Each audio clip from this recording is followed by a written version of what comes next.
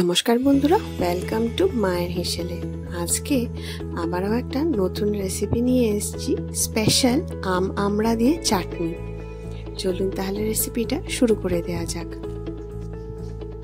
একটা বড় আম নিয়ে নেওয়া হয়েছে, সেটাকে টুকরো টুকরো করে কেটে নেওয়া হয়েছে।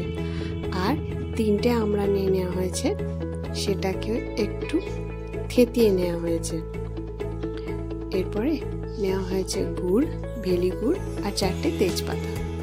এটা কড়াইয়ের মধ্যে 2 টিস্পুন মতন সর্ষের তেল দিয়ে দেওয়া হলো।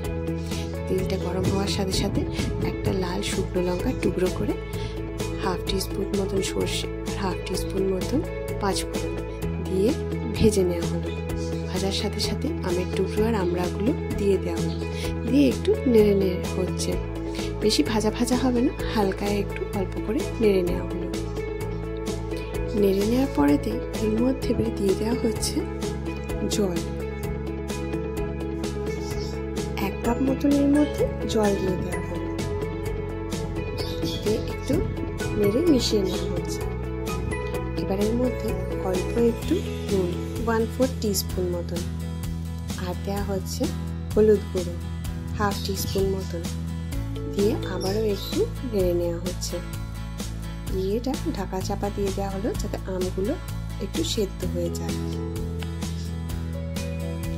খানিকক্ষণ পরে দেখে নেওয়া হচ্ছে যে আমগুলো কিন্তু অল্প অল্প করে সেদ্ধ হয়ে এসছে।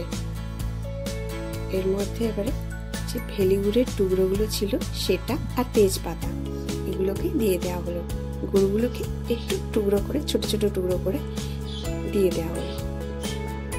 গুড়টা যাতে গলে যায় আর আমগুলো পুরোটাই যাতে সেদ্ধ হয়ে যায়, তার জন্য আবারও একটু ঢাকা চাপা দিয়ে দেওয়া হয়েছে। মাঝে মাঝে নেড়ে নিয়ে কিন্তু আমাদের ঢাকাটা এবারে খুলে দেওয়া হলো।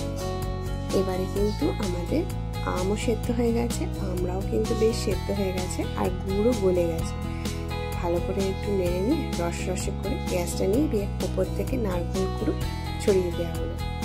আমাদের রেডি হয়ে গেছে আম আমড়ার চাটনি। টেস্ট কিন্তু খুব ভালো লাগে। শেষ পাতে পাঁপড় দিয়ে ট্রাই করে একবার দেখবেন। ভালো লাগে একটা লাইক, শেয়ার আর সাবস্ক্রাইব করে দেবেন। আবার পরের ভিডিওতে দেখা হচ্ছে। ভালো থাকবেন, নমস্কার।